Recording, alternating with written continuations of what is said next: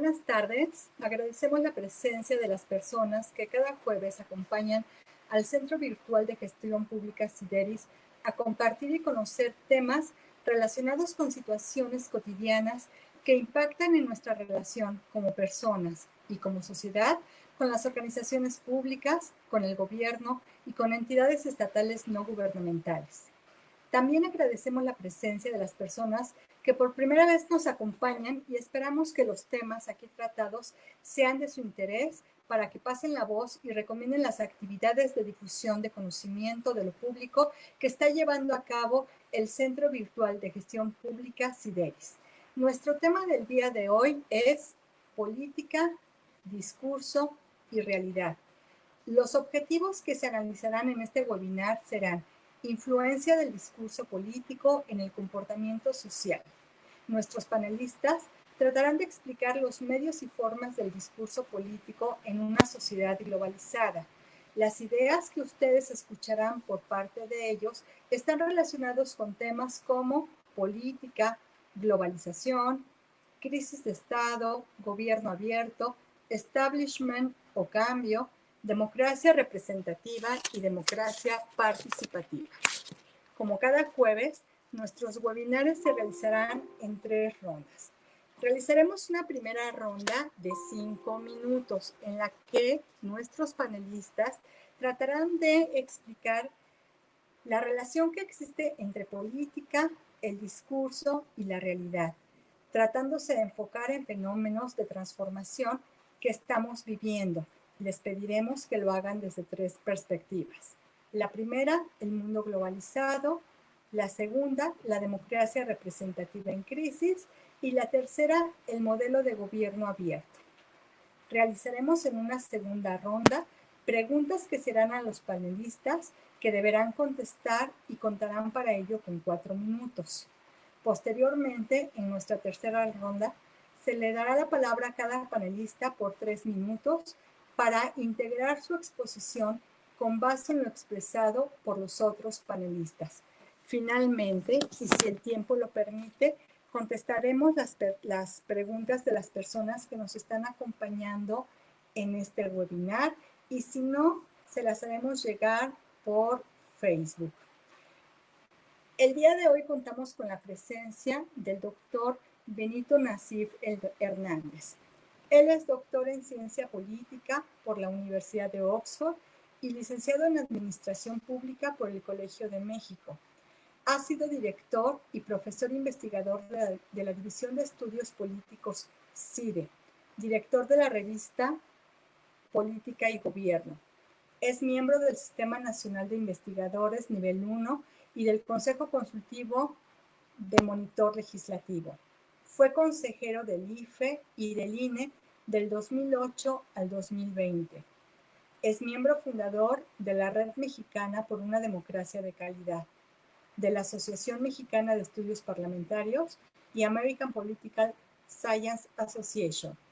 Entre otras obras, ha publicado lecturas de cambio político en México y para entender el poder legislativo de los Estados Unidos e instituciones políticas. Ha sido articulista de los periódicos El Excelsior y El Universal. Cedo la palabra al doctor Benito Nassif Hernández para que converse sobre la política en un mundo globalizado y su reflejo en México. Gracias, doctor. Buenas tardes. Muchas gracias, Mari Carmen. Me da mucho gusto estar en este webinar con mis grandes amigos desde los tiempos de la universidad, Carlos Matute y Héctor Santana, a quienes tengo un enorme aprecio y sobre todo un gran respeto intelectual. Quisiera abrir este conversatorio, hablando desde la experiencia, de la experiencia como servidor público en el Instituto Nacional Electoral y antes en el Instituto Federal Electoral, y la importancia que tiene la comunicación política, el discurso político, en la misma gestión de programas, en este caso son de carácter electoral. Eh, eh, una institución como el Instituto Nacional Electoral, pues tiene una comunicación política permanente y en temas muy diversos. Todo esto se intensifica una vez que inicia el proceso electoral, y la verdad es que puedes tener una política pública, un programa muy bien pensado en la parte sustantiva, incluso bien o razonablemente bien implementado, pero si está mal comunicado, ¿sí? eh, corres un enorme riesgo de que ese pues, programa naufrague o fracase. Por eso es muy importante que estos programas siempre vengan acompañados de una estrategia de comunicación y un plan de manejo de crisis, una capacidad de reaccionar ante situaciones críticas que ameritan pues reaccionar rápidamente ante eventos que no estaban, digamos, en el script, ¿no? Pero porque no, y que, sin embargo, si no tienes esa capacidad de hacerlo, pues ese programa, ese proyecto puede incluso fracasar.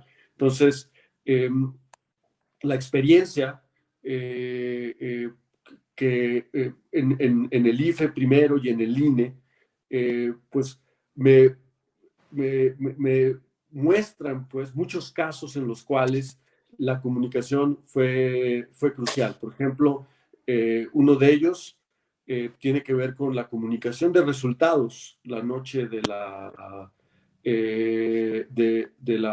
jornada electoral a través de los instrumentos que el Instituto Nacional Electoral desarrolla para ir dando resultados, de manera que evites que resultados confiables o producidos a través de un proceso de mucha calidad, ¿sí?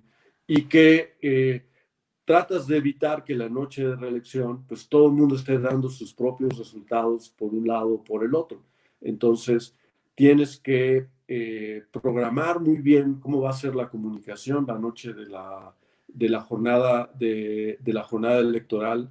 Tienes que pues administrar adecuadamente, preparar con mucho tiempo de antelación tus dos programas de comunicación de resultados preliminares, que es el conteo rápido, que es en una muestra de casillas, y por otro lado el programa de resultados preliminares. Idealmente, los dos deben tener una convergencia la misma noche de la elección, y cuando esa convergencia se da, todo está funcionando adecuadamente y realmente puedes irte a dormir temprano como consejero electoral.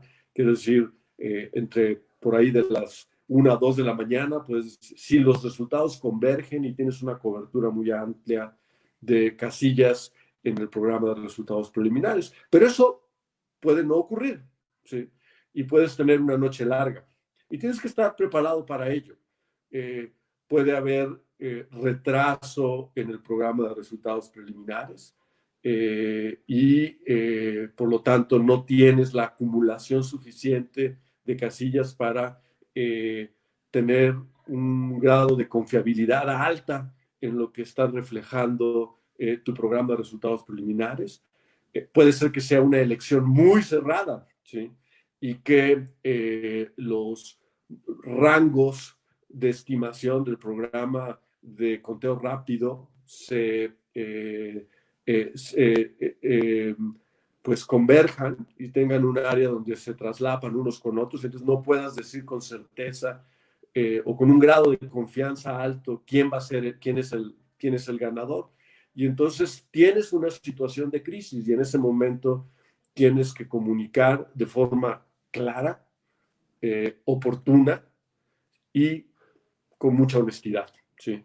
Y creo que cuando estos tres elementos no están presentes en tu comunicación, corres un riesgo de que la comunicación se convierta en el gran problema de tu programa, como por ejemplo ocurrió en el 2006, cuando el Instituto Federal Electoral, ante una elección muy, muy cerrada, tomó la decisión en ese momento de no dar a conocer el resultado que arrojaba el conteo rápido y además invitar a toda la población nada más a seguir el programa de resultados, de resultados preliminares en el Internet, sin haber explicado que había un grupo, un porcentaje importante de actas del programa de resultados preliminares que no se estaban incluyendo en el cálculo y que ese elemento no estaba presente. Entonces, el resultado de eso fue una crisis, ¿sí? Tuviste a los dos candidatos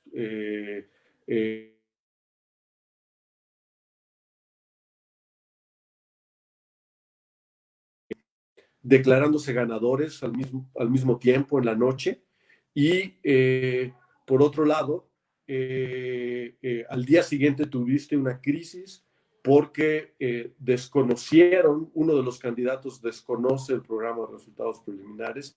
Y este es un buen ejemplo de una crisis producida por no reaccionar rápido ante un problema de comunicación que se generó la noche de la jornada electoral en una elección cerrada. Y todo el trabajo que hiciste de preparación de los programas de resultados preliminares y del conteo rápido se vino abajo. Entonces es un caso que quería yo señalar. Son lecciones muy importantes de reaccionar, de explicar de forma clara a todas las audiencias, de hacerlo de manera oportuna y con total transparencia y honestidad, que esa es la principal apuesta que puedes hacer al momento de realizar tu comunicación política. Le agradezco su participación. A continuación, cederé la palabra al maestro Héctor Santana Suárez. Él es candidato a doctor en Ciencias Políticas por la London School of Economics y licenciado en Relaciones Internacionales por el Colegio de México. Es servidor público de carrera y lo ha sido por más de 25 años en el ámbito federal y local. Es analista político en GEA Asociados y asesor político en gobiernos federales y estatales. Cedo la palabra al maestro Héctor Santana Suárez para que converse sobre el cambio político en México en las primeras 2 décadas del siglo XXI. Bienvenido, maestro, le cedo la palabra. Muchas gracias, Mari Carmen, muchas gracias a Carlos Matute y a Benito Nasif. La verdad es que efectivamente somos amigos de muchos años y hemos aprendido a debatir desde la diversidad, desde la pluralidad de nuestras posiciones políticas, analíticas, y siempre hemos encontrado, por lo menos yo en ellos, un marco de respeto, de tolerancia y de profunda confianza para poder compartir y discutir ideas. Solo quiero hacer una precisión. Fui en algún tiempo parte de GEA, pero eso fue hace ya algún tiempo, no lo soy más. Yo creo que la pregunta de qué pasa con el cambio político en los primeros siglos, en los 2 primeros decenios de este siglo, es un reflejo natural. Hay un cambio político y hay una sed de cambio político, fundamentalmente porque lo que ocurre en nuestra sociedad es que la velocidad de su transformación se ha acelerado de manera significativa. Los tiempos en los que maduraban cambios tecnológicos, cambios sociales, se han acortado de manera sensible. Y eso genera en el conjunto de la sociedad, por un lado, una cierta inestabilidad. Es decir, las generaciones previas conservaban su empleo desde el primer día hasta el día que se jubilaban. Hoy eso es menos frecuente. La composición de las familias se ha modificado.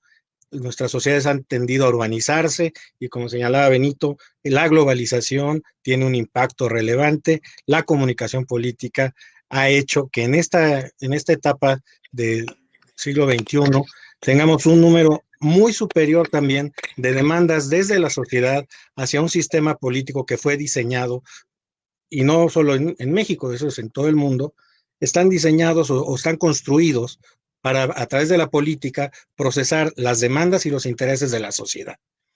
Y los políticos en general son más evaluados en todo el mundo, pero cumplen una función necesaria por cuanto que al conjunto de la sociedad no le interesa destinar todo su día a resolver los temas de la política porque está ocupado en las tareas de la vida cotidiana. De ahí el tema de la democracia representativa y de otras formas de organización política. Pero lo que es cierto es que ante esta velocidad de cambio social, ante esta velocidad de cambio económico y ante este cambio también de flujos de información, de flujos tecnológicos, lo que estamos viviendo es esta sensación de inestabilidad, a veces de temor, de no identificación de la sociedad con los actores políticos. De tal manera que el sistema político se vuelve menos eficiente de lo que en algún momento fue. Es difícil para un sistema político, para las instituciones políticas, aprender a procesar la participación de la ciudadanía, encauzar cómo hacerlo. Hay muchos mecanismos, se han explorado varias formas, pero la realidad es que el número de demandas sociales es cada vez mayor y la gente tiene hoy acceso a información en tiempo real que agudiza el problema para la operación, el manejo, la conducción de los temas políticos. Y finalmente la política desde esta perspectiva no es otra cosa que un mecanismo para procesar, por un lado, la asignación de los recursos y la generación de autoridades para determinar estos procesos.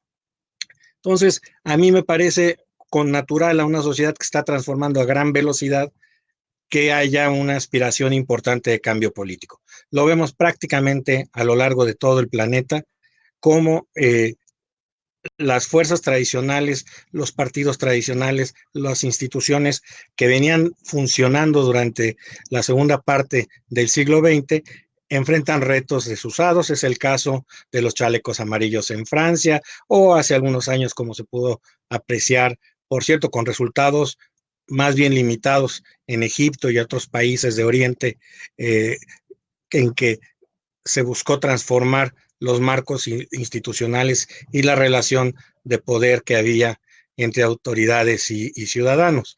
Entonces, esa sed de cambio me parece que es normal, es lógica, y yo ahí recuperé uno de los puntos que hacía referencia a Benito Nasif, en el sentido de que la comunicación política contribuye o no al éxito de las políticas públicas, porque precisamente esta necesidad de tener una comunicación más intensa con la gente, esta necesidad de construir acuerdos cada vez más puntuales, además, sobre temas específicos, sobre políticas muy determinadas, depende de la capacidad de comunicar y de invitar y convocar, porque en general, ya prácticamente en ningún lugar los programas de la autoridad o los programas gubernamentales, las políticas públicas, pueden funcionar sin un vínculo o alguna forma de retroalimentación con la sociedad a quienes están destinados.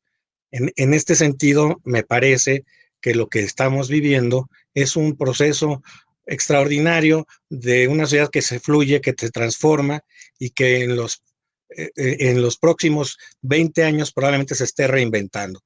Hay que pensar que está en juego el futuro del trabajo, las maneras en que producimos están cambiando, estamos en el umbral de abandonar combustibles fósiles, tenemos graves problemas de desigualdad y de inclusión en el mundo, y claro, todo eso es un tema que la política debería ser capaz de resolver. Y para ello, la comunicación política, el discurso político, son factores que inciden de manera determinante.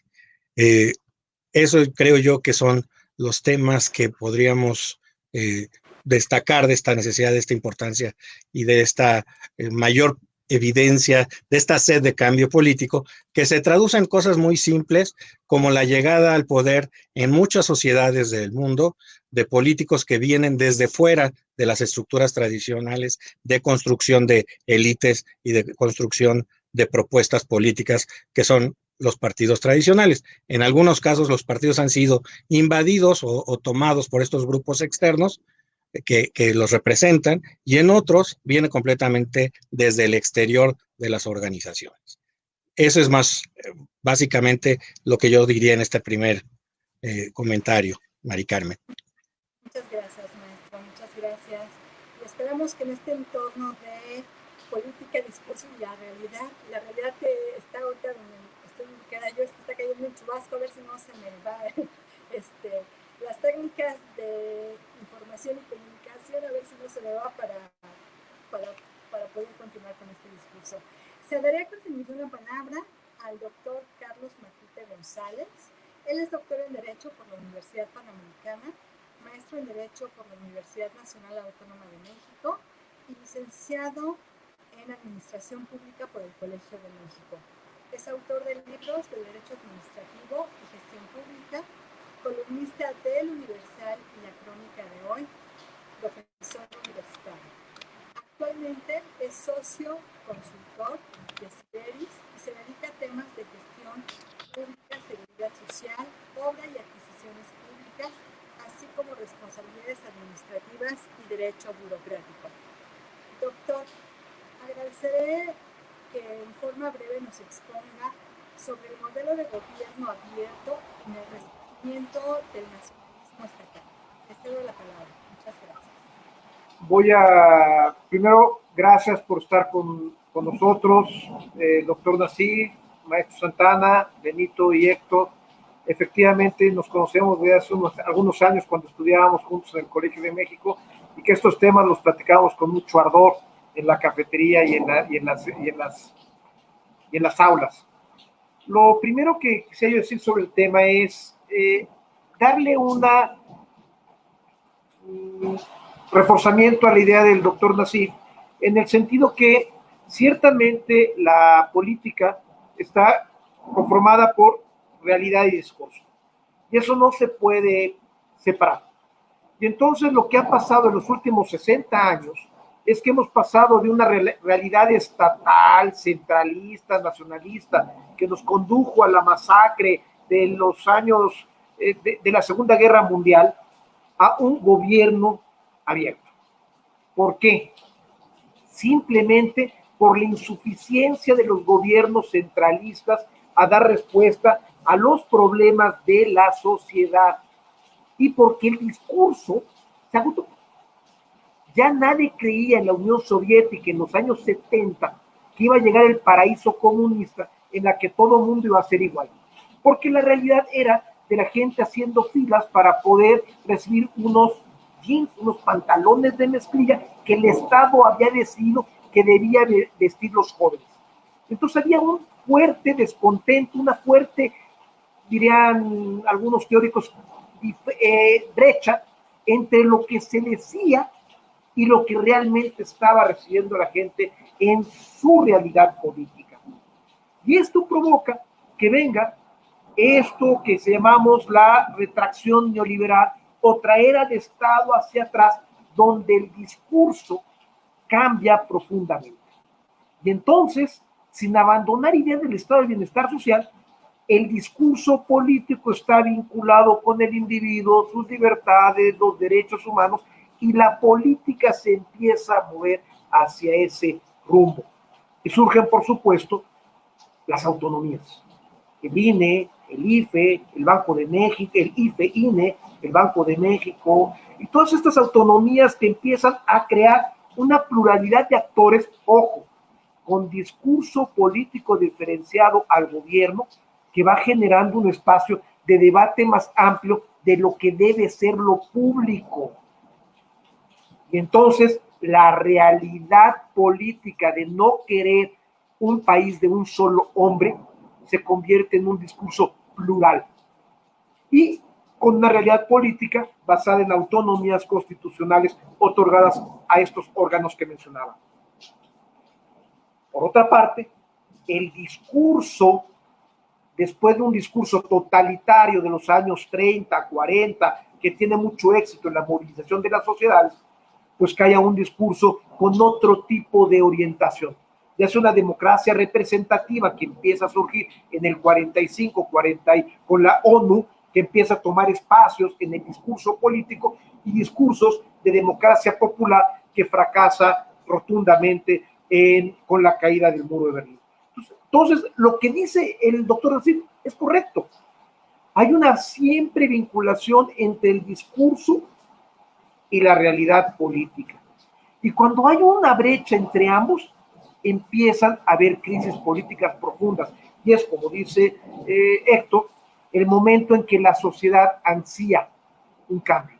La sociedad se convierte en desesperada por lo que no puede obtener a partir de lo que desea o lo que le prometen los políticos, que francamente no puede ser.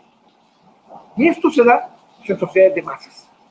Y con la gran ampliación, primero de los medios de comunicación y después, en el siglo XXI, con las tecnologías de la información. Y eso, en los años 90, empieza a crear a un individuo consumista de políticas mediáticas en la que hay varios actores políticos que le dan distintas narrativas de lo que es lo político. Y empieza a haber un conflicto entre qué es lo auténtico o no, que en los últimos años se maneja como fake news. Y entonces, pues baja la credibilidad en los políticos. Si es baja, en los últimos 20 años baja aún más. Y entonces, cuando no hay esta coincidencia, como lo dice el doctor Nassif, entre lo que se busca, lo que se hace y lo que se dice o lo que se espera, pues viene una gran crisis de las instituciones, que en el caso del IFE produjo su desintegración para la integración de otro órgano, de otro consejo en el IFE, en el entonces IFE. Y esto también se da en la elección de 12-13, cuando se crea el INE. Cuando hay un discurso que no está correspondiendo en su totalidad. Disculpa por el trueno. Hay un discurso que no está correspondiendo en su totalidad con la realidad que se quiere o que se vive. Y entonces, el discurso político empieza a ser acorde con una realidad descentralizada en la que el presidente no tiene todo el poder y empieza a transformarse en discurso contradictorio, porque hay una oposición que busca una cosa, hay un gobierno que busca otra cosa, y el ciudadano está recibiendo narrativas diferenciadas, ojo, con una misma esperanza: seguir creciendo en su bienestar económico, en su bienestar social.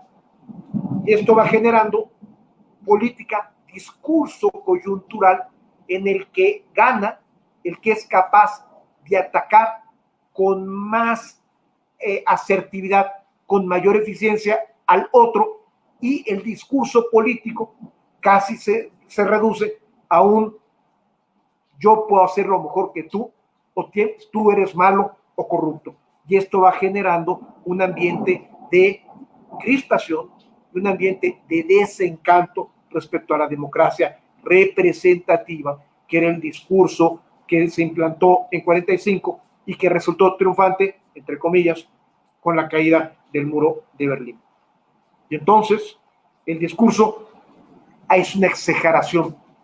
Lo bueno que soy yo y lo malo que es el otro. Y esto empieza a generar un constante conflicto en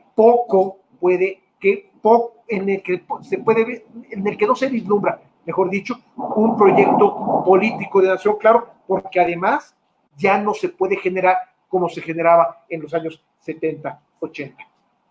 Entonces, hay una decadencia del discurso político unificante por el surgimiento de un hombre mediático, un pragmatismo que empieza a dar como resultado que no haya una idea conductora de ningún actor político y mucho menos de una nación o gobierno. El gobierno puede cambiar de rumbo rápidamente según las circunstancias y la coyuntura. Entonces, discurso y realidad van generalmente unidas o se van generando. Y hay una necesidad de cambio o hay una crisis institucional en los términos planteados por el maestro Santana o el doctor Nassif, cuando hay una gran discrepancia entre lo que se propone, promete políticamente y lo que el individuo y la sociedad está recibiendo de sus instituciones. Hasta aquí mi primer comentario. Muchas gracias. Comenzamos nuestra segunda ronda. Me dirigiré primero al doctor Nassif. Usted menciona claridad, oportunidad y transparencia como parte de la comunicación y del discurso político. Las preguntas serían, ¿el discurso político ha cambiado con la globalización y el mito de lo irracional todavía es parte de ese discurso político? Agradezco su plática. Sí, muchas gracias, Mari Carmen.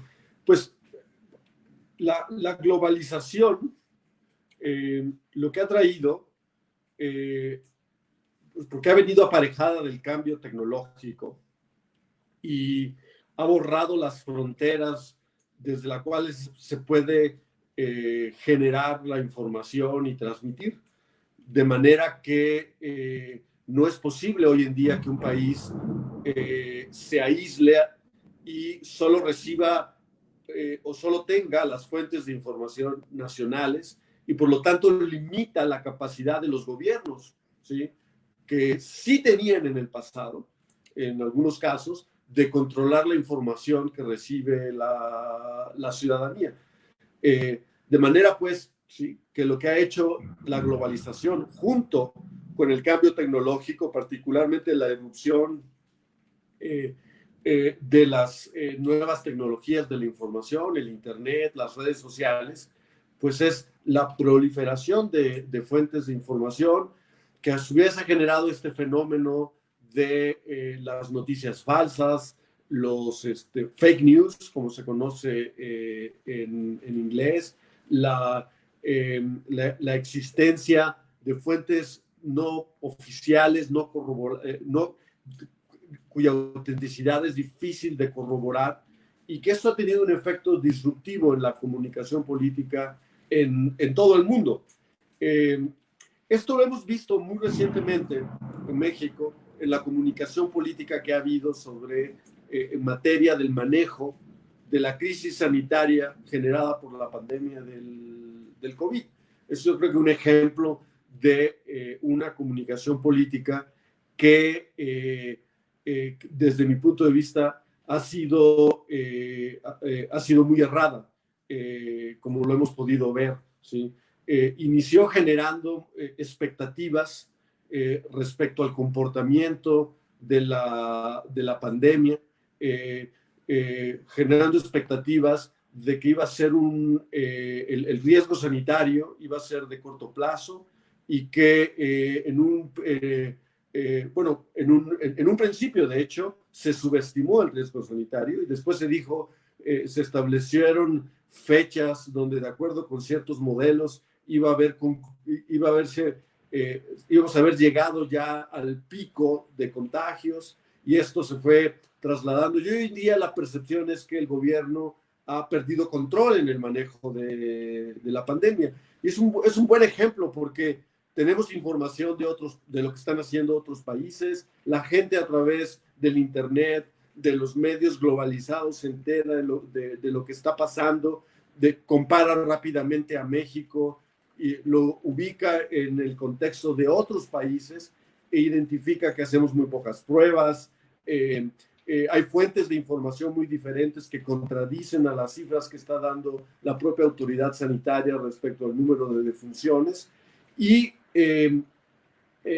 lo que ha ocurrido es que las expectativas que generó la autoridad sanitaria no se cumplieron, ¿sí? Y eso, en términos del comportamiento de la pandemia, de cuándo íbamos a llegar al pico, de cuándo, una vez que llegáramos al pico y empezara a descender el número de contagios, era el momento de empezar a reducir suprimir o ir quitando paulatinamente las medidas de confinamiento, y siento, me da la impresión que esas expectativas no se cumplieron, y no han podido comunicar qué es lo que sigue, cuál es la estrategia que está ahora. Simplemente hemos entrado a una apertura paulatina dependiendo de un lado u otro. Y creo que es un ejemplo donde todas estas fuerzas que mencionaste, Mari Carmen, en la pregunta, convergen respecto a cómo una comunicación una estrategia de comunicación en el manejo de una crisis sanitaria puede completamente descarrilarse y las autoridades sanitarias perder credibilidad y transmitir una imagen de descontrol en el manejo de la crisis sanitaria. Muchas gracias.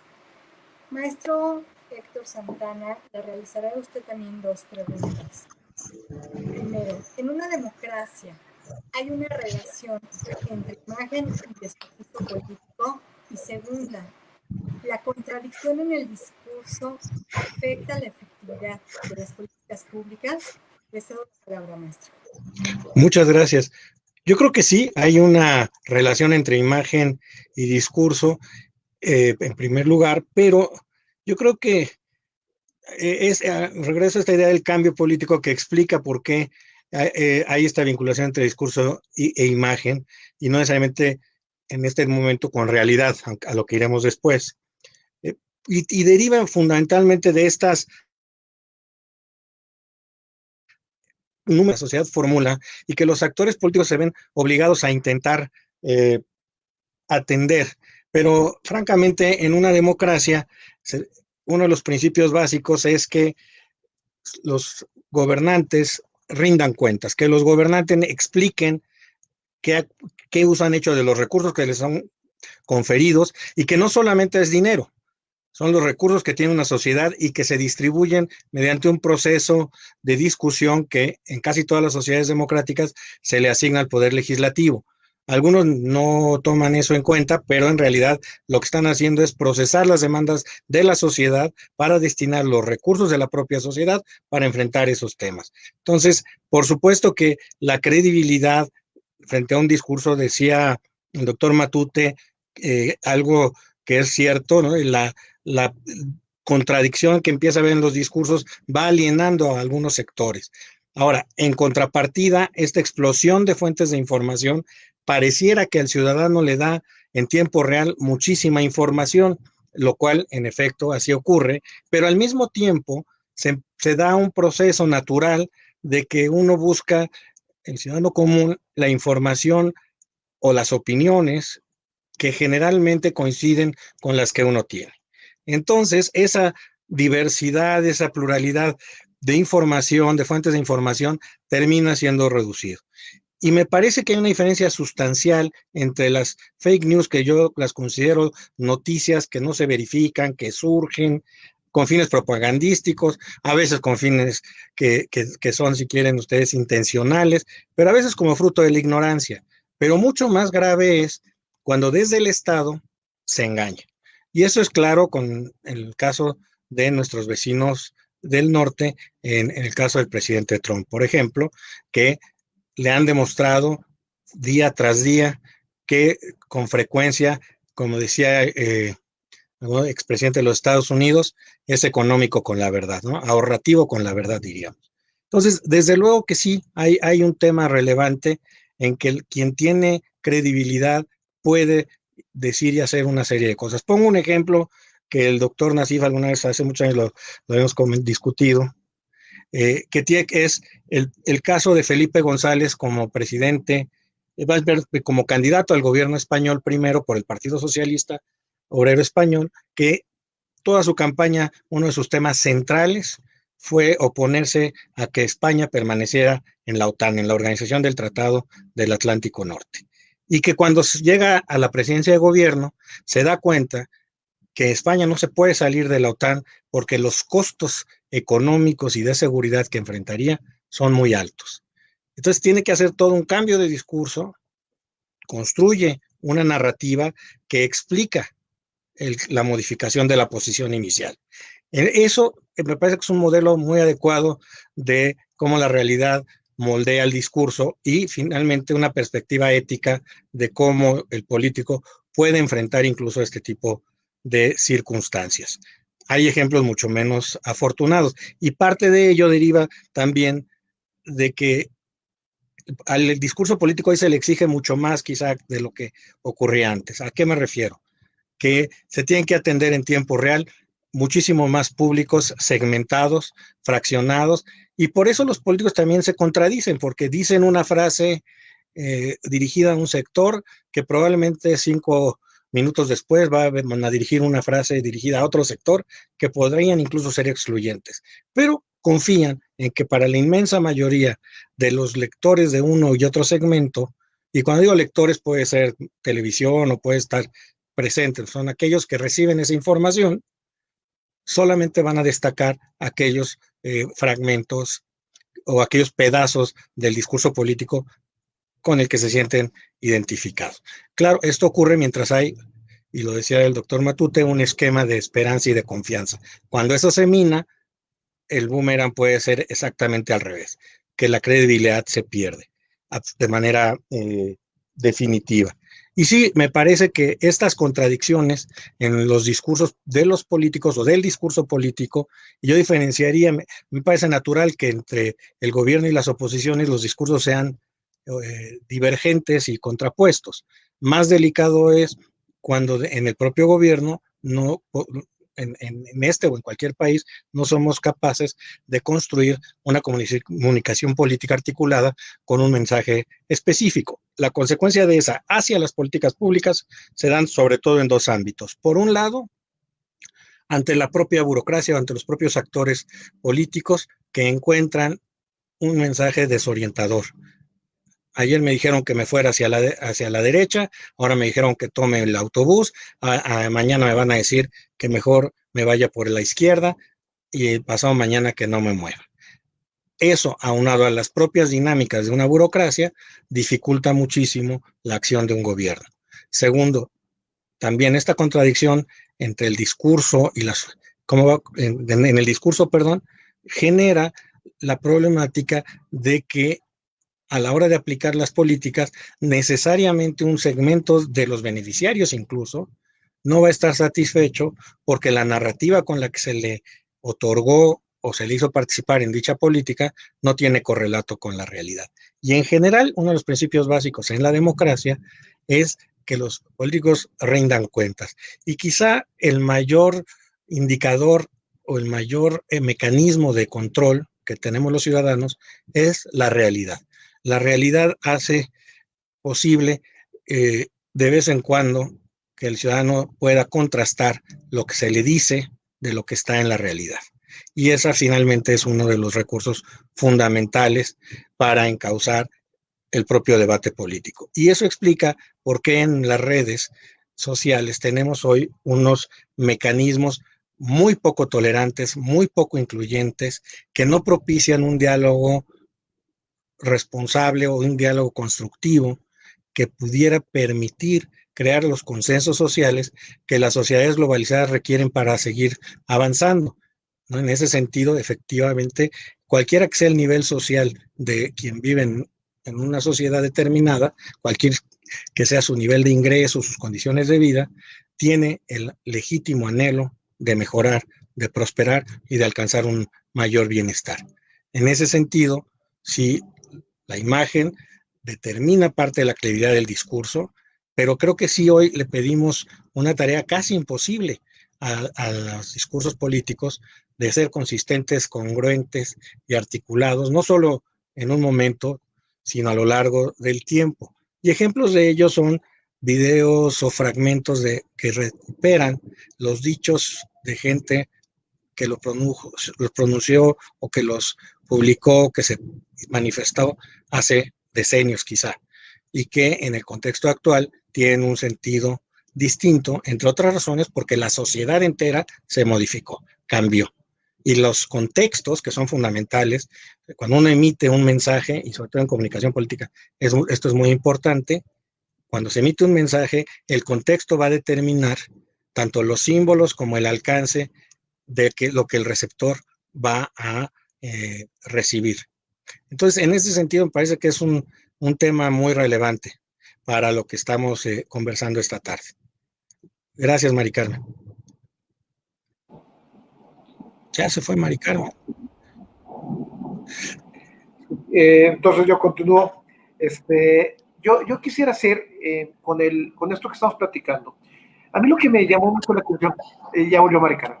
Muy bien. Con esta, no saben, se me fue el avión. Pero bueno, ¿ya empezaste, Carlos? No, sí, sigue. ¿Sí? Estábamos esperándote, Mari Carmen. Qué bueno, doctor Matute, para continuar con esta segunda ronda, le haré a usted 2 preguntas. El discurso del cambio gradual está...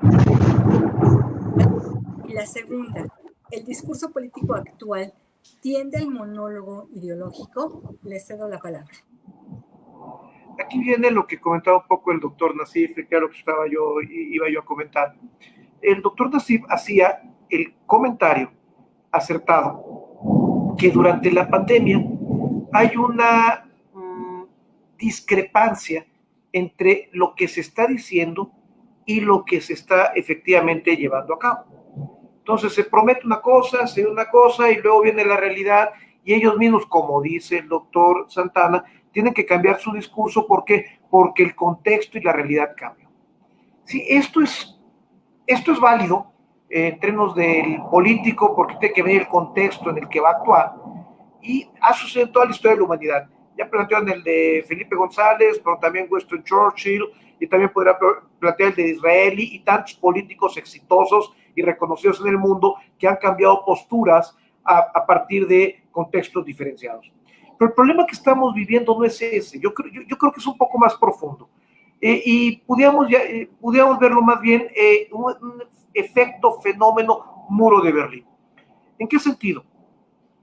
El cambio gradual ya no es creíble. Llega el momento en que la desigualdad social acumulada es tan grande que cuando los gobiernos democráticos representativos salen con el discurso de la transparencia, la rendición de cuentas y todo esto que es correcto en términos de democracia, como la conocemos, racional, de debate, pues se encuentra ante un gran acumulado de personas en México y en el mundo que solamente ven el modelo de vida que se ha promovido en los últimos 30 años como algo al que ya se dieron cuenta que nunca van a llegar, y entonces todo discurso que venga en el sentido de la corrección política lo empiezan a rechazar. Y entonces ahí es donde claramente, como dice el doctor Santana, surge lo que yo puedo llamar un discurso explosivo, inclusivo, en una realidad incluyente. Hago un discurso que pretende incluir a todos los grupos políticos y voy y cambio de tonalidad dependiendo al lector al que me dirija, pero en realidad es un discurso excluyente que al final no va a permitir que se genere el consenso suficiente para mantener estable la paz que vivimos durante los últimos 30 años. Entonces, estamos ante la muerte de la esperanza por la crisis. Por lo tanto, hay necesidad de construir, discúlpenme, lo voy a poner entre comillas, una nueva fantasía social, la de esta idea del cambio gradual neoliberal de la democracia representativa, pues no le resulta atractiva a un gran porcentaje de la población. Y ahí es donde entran los líderes con credibilidad. Y en la pandemia, o en cualquier otro discurso, circunstancia, coyuntura, no importa lo que se diga, porque realmente lo que importa es el nuevo Salvador.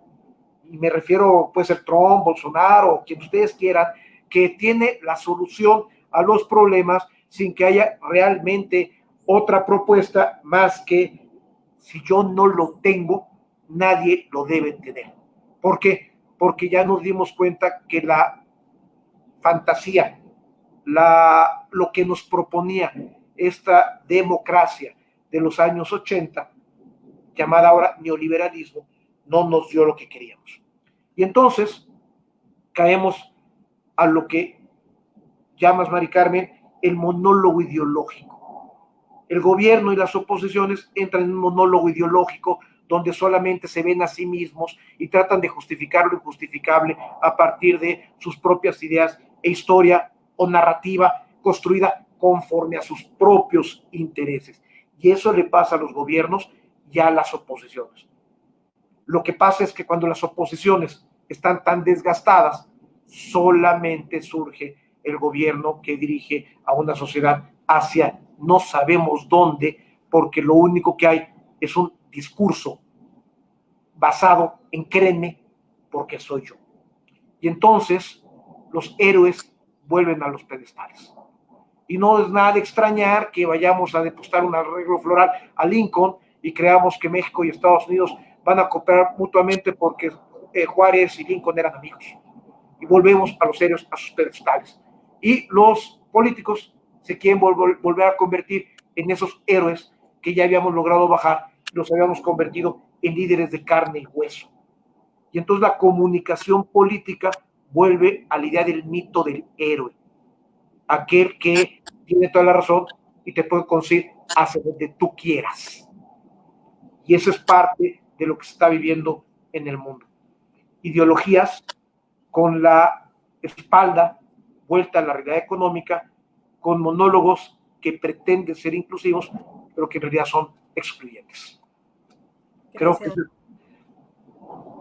Gracias, doctor. Bueno, usted puso palabras en mi boca que yo no dije. Yo soy más campechana y yo diría que es el chimoltrufio político, es el chimoltrufio discursivo, pero usted lo dijo tan bonito, monólogo político. Para continuar con este webinar y con este conversatorio, les haré una sola pregunta a los tres, que espero me puedan dar con diferentes vertientes. La pregunta es, ¿los mensajes políticos de la 4T y su oposición son consistentes con la realidad?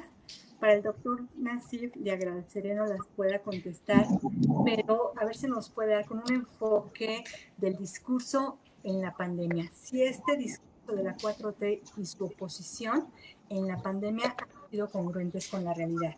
Les cedo la palabra, doctor. Muy bien.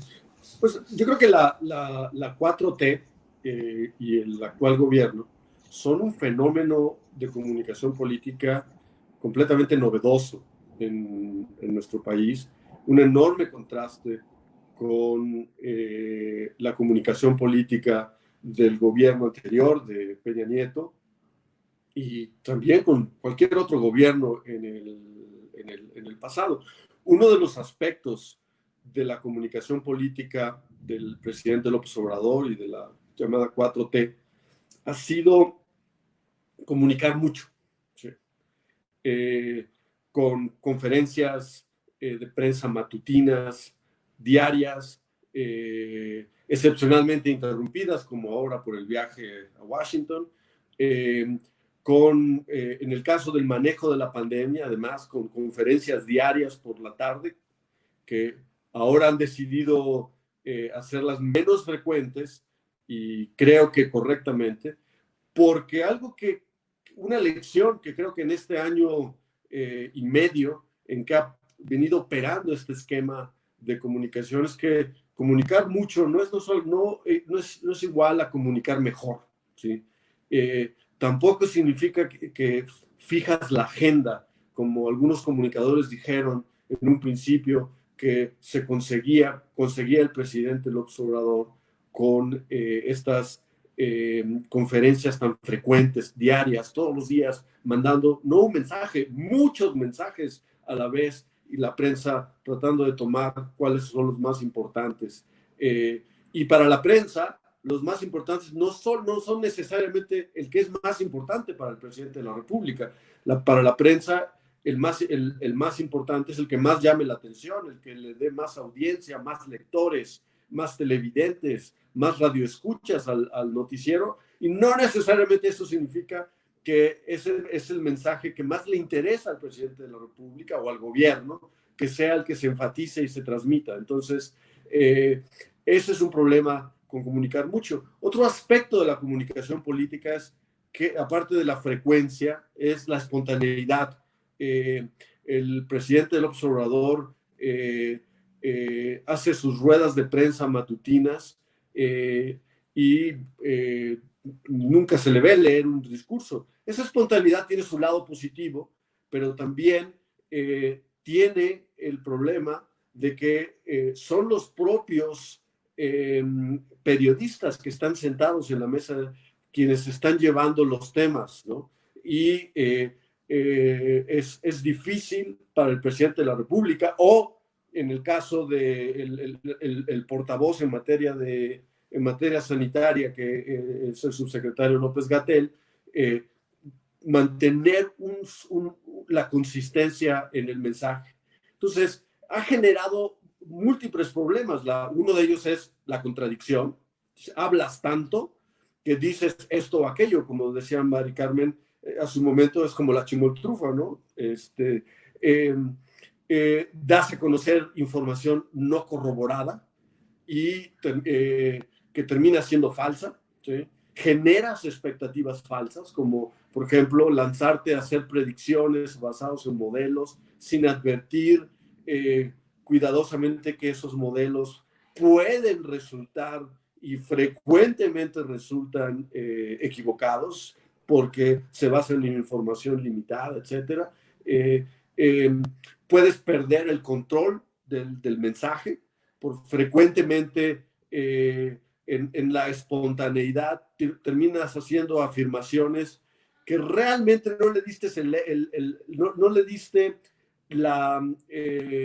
el matiz, no escogiste las palabras en ese momento de manera adecuada y terminas ofendiendo a audiencias, como por ejemplo ocurrió con los médicos, como ocurrió también con empresarios, en fin, gremios que han sido, con arquitectos, ingenieros, etcétera, que han resultado ofendidos y que probablemente no era la intención del comunicador, en este caso el presidente de la República, entrar en una polémica con ellos o ofenderlos o hacerlos quedar mal, y sin embargo fue una especie de consecuencia no planeada dentro de su comunicación. Entonces estamos viendo todo eso y creo que en el caso particular de la pandemia, el hecho de que hayan terminado reduciendo la frecuencia, ya no tienes comunicación diaria, yo creo que es una decisión acertada. Comunica cuando tienes algo que decir, controla tu mensaje, ¿sí? Dalo de forma clara y honesta y trata de comunicar de manera que no tengas que después venir a hacer explicaciones, correcciones o disculpas, y eso requiere preparar, planear la comunicación, y creo que esa es la mejor comunicación y no este esquema de comunicación súper intensa, súper frecuente y también no planeada y espontánea. Sí. Gracias, doctor. Maestro Santana, la misma pregunta. ¿Los mensajes políticos de la 4T y su oposición son consistentes con la realidad política? Pero a usted le pediré si nos puede dar un enfoque ideológico. Entonces, ¿lo ideológico transforma la realidad en estos mensajes? Agradezco su participación. Bueno, yo creo que lo ideológico influye en la percepción de la realidad, porque la ideología es un conjunto de ideas más o menos sistematizadas o articuladas que permiten descifrar las variables o los elementos de la realidad, y las distintas perspectivas ideológicas explican parte de la realidad. En general no hay ninguna explicación que pueda explicarlo todo. Con relación a la perspectiva ideológica, yo creo que en el diagnóstico uno de los éxitos del ahora gobierno sí fue la posibilidad de decir que era indispensable impulsar una nueva ética pública, que era recomendable buscar construir un esquema de salud universal, de una educación, de un acceso mucho más abierto. Por citar solamente 3 ejemplos, quizá un cuarto podría ser tener una relación de absoluto respeto con el mundo y del mundo hacia nosotros. Me parece que eso era un diagnóstico muy claro y por lo tanto un discurso razonablemente articulado. Es más complicado después convencernos a los ciudadanos de que ese discurso, de ese diagnóstico, se puede traducir en políticas públicas específicas para hacer realidad la corrección de ese problema, de esos problemas identificados. Y más complicado aún, una vez que se define cuál sería la dirección y la ruta que escojan para resolver este problema, es decir, para atender las causas de ese diagnóstico, es lograr un consenso sobre la ruta a seguir. Por eso, en general, gobernar desgasta. Por eso, en general, se enfrentan a un grave problema que es cómo satisfago las expectativas que he ido construyendo. La ruta hacia el gobierno, hacia el poder, se compone fundamentalmente de una propuesta política creíble que va ganando la aceptación de los ciudadanos hasta que se convierte en mayoría. Por lo menos así es en las democracias contemporáneas. Eso puede ser suficiente o no, esa es otra discusión, pero así es como se construye.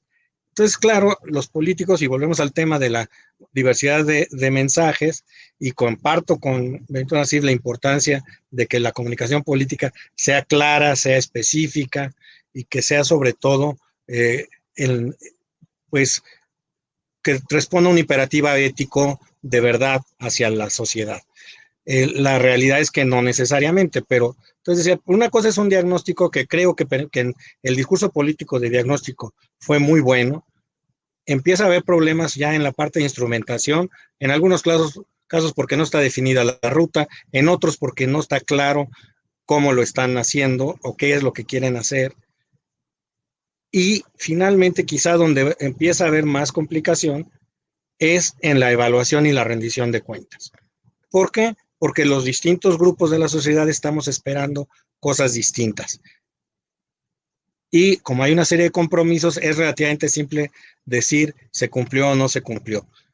Me parece que en ese sentido esa problemática del actual gobierno tiene que ver además con un error de percepción que creo que los propios medios que ahora llaman conservadores, pero en general de los medios tradicionales, han alimentado. El actual gobierno ganó con una mayoría, o sea, fue la primera con mayoría, pero no fue una mayoría absoluta, y desde luego no le dieron los electores de este país un mandato fundacional.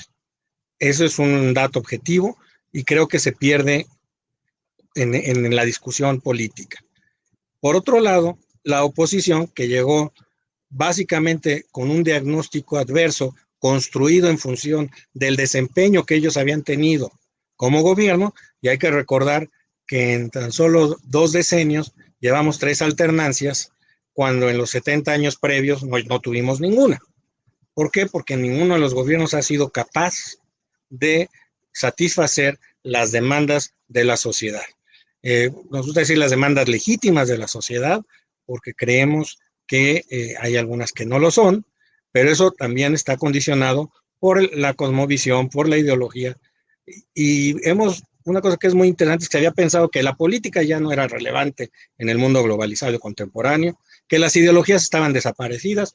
De hecho, desde los años 60 se escribió sobre el fin de las ideologías, y después con la caída del muro de Berlín y la desaparición de la Unión Soviética, pero la realidad es que estamos en un mundo ideologizado, en donde muchos de los actores políticos relevantes lo que están haciendo, y es el caso de los liderazgos populistas de Bolsonaro, de Trump o del propio presidente de México, lo que hacen es buscar espacios de certidumbre y de seguridad donde la gente se pueda sentir identificada.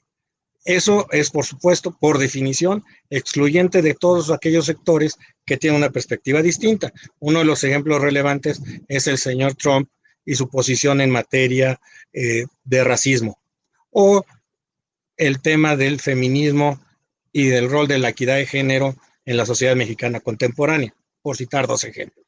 Pero la realidad es que sigue estando ahí, y eso es una de las causas por las que se está volviendo complicado tener un diálogo civilizado, tener una comunicación política eficiente que permita construir los acuerdos que las sociedades requieren. Al revés, estamos cada vez más polarizados, porque la primera forma de descalificar o de acreditar un mensaje político está plagada de adjetivos. En general no es esta idea es clara o es sólida, sino son adjetivos dirigidos al emisor. Es decir, el emisor no es creíble porque era demócrata, porque era priista, porque es panista, porque es de Morena, porque mil razones. Entonces, desde esta perspectiva, desde luego que la ideología es relevante y también por eso la política tendría que regresar a jugar un rol mucho más claro para dirimir todas estas cosmovisiones contrapuestas. No debería ser tan complicado definir qué tipo de servicios educativos queremos en este país o en cualquier otro país, qué tipos de servicios de salud queremos en este país. Seguramente tendremos diferencias en implementación, en algunos mecanismos, pero por lo menos deberíamos poder construir un acuerdo sobre el tipo de país que queremos.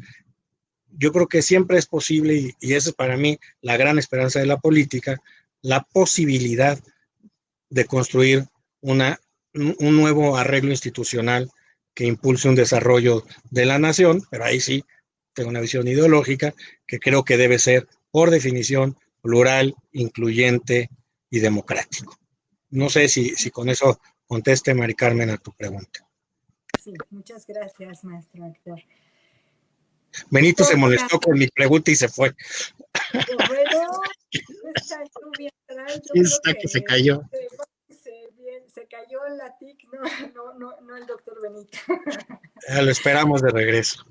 Sí, claro que sí. Mientras le voy preguntando a usted, doctor Matute, en este mismo orden de ideas, de si los mensajes políticos de la 4T y su oposición son consistentes con la realidad, a usted le pediría un enfoque cercano a la austeridad republicana. Entonces, mi pregunta sería, ¿el curso de la austeridad republicana se ajusta a la realidad? Por favor. Bueno, el problema es que el doctor Nassif tenía un compromiso 7:30 y este webinar ha estado tan rico en ideas que nos prolongamos fuera del tiempo, del tiempo que suelen durar. Pero tendremos la oportunidad de platicar con él el próximo jueves también sobre esto. Y yo de una vez aprovecho para lanzarle la pregunta a mis dos amigos. Yo creo, y es algo que he estado pensando en los últimos años, que el problema que estamos viviendo es un problema ya no de personas o de partidos, sino ya es una cuestión profundamente estructural. Es imposible, en las condiciones en las que vivimos, que la expectativa que quiere la gente para llegar a lo que está pidiendo se logre a través de un discurso desagregado de políticas públicas que vaya volviendo a prometer un cambio gradual y que vayamos estableciendo metas a cumplir y que los que no están dentro de esas metas sigan esperando al bienestar que no ha llegado en 30 años. Entonces hay un discurso vinculado con políticas públicas de medición, de diagnósticos correcto, que empieza a ser contrario al discurso que quiere la gente de una acción inmediata en cualquier sentido para que ellos vean algo que efectivamente, entre comillas, cambia profundamente. Y entonces, aquí el ejemplo más claro para mí, es el de austeridad. Austeridad que, como bien dice Héctor, está vinculado con un buen diagnóstico de la superficialidad y corrupción del gobierno anterior, pero que al momento de llegar el 1 de diciembre al poder, pues no saben o no se conoce con precisión cómo instrumentarlo. Y entonces el concepto de austeridad se reduce a un combate un poco esquizofrénico de la corrupción. ¿Por qué esquizofrénico? Por un lado hay un discurso ideológico y por otro lado hay una programación con base en indicadores de desempeño que simplemente se contradicen. Porque al momento que empiezas a ver en cualquier gasto un elemento de corrupción, empiezas a quitarle recursos suficientes a las organizaciones públicas para cumplir con sus misiones. Y esto va generando un círculo vicioso en dos sentidos. Quienes apoyan y participan en esas organizaciones públicas se empiezan a convertir en adversarios del gobierno que pretende recortar los recursos. Y la otra, la eficiencia de estas organizaciones empieza a disminuir, empezando por la administración pública y dar menos resultados y por lo tanto afectar la legitimidad del gobierno. Y entonces el gobierno tiene que volver a recurrir a un discurso ideológico mucho más potente que empieza a minar la posibilidad de éxito de las políticas públicas, que es lo que le va a permitir, en su caso, rendir resultados. Entonces hay un discurso ideológico justificador que no tiene una racionalidad económica o técnica, como la conocemos, frente a un discurso mítico con un diagnóstico que se basa en esta gran desilusión que implica no haber logrado superar las desigualdades sociales. Y con esto creo que esa sería la pregunta que yo dejaría para que continuáramos en el jueves que entra. ¿Realmente el problema de la diversidad entre discurso y realidad es un problema coyuntural o que es algo que va a cambiar profundamente en el mundo? Sin lugar a dudas, un tema que tiene mucha tela de dónde cortar, muy apasionante. El tiempo desgraciadamente se nos vino encima. Hay algunas preguntas, nada más voy a leer los nombres de las personas que nos hicieron las preguntas. Se las vamos a contestar, yo creo, en forma escrita por Facebook. Aquí vamos a comprometer a los ponentes a los que lo hagan. Fernando Tlacocuentla Texis, Andrea Rodríguez y Amara AG, así nos puso nada más, que incluso ella solicita bibliografía al final. Pues no me resta más que agradecerles al maestro Héctor Santana Suárez, al doctor Benito Nasif, que se tuvo que retirar, y al doctor Carlos Matute, que están aquí por haber compartido con nosotros en este discurso de realidades políticas. Agradezco y espero tengamos una nueva cita para continuar con él, porque se quedaron muchas cosas en el tintero, y no me queda más que agradecerles a todos los que nos están acompañando aquí al Centro Virtual de Estudios en Gestión Pública, y que les pido que sigan compartiendo estos medios de difusión que nos acercan a la cultura administrativa. Les pido un like si es que les gusta, si no, pues dejen que otros sigan cayendo para que nos vean, y continuaremos todos los jueves a la misma, probablemente por el mismo canal y probablemente también con las mismas fallas técnicas, estos conocimientos que nuestros invitados nos hacen favor de compartir. Muchas gracias a los dos y no me resta más que darles un fuerte abrazo cibernético y agradecerles nuevamente su participación. Gracias. Muchas gracias. Que tengan buenas noches todos. Buenas noches. Hasta luego.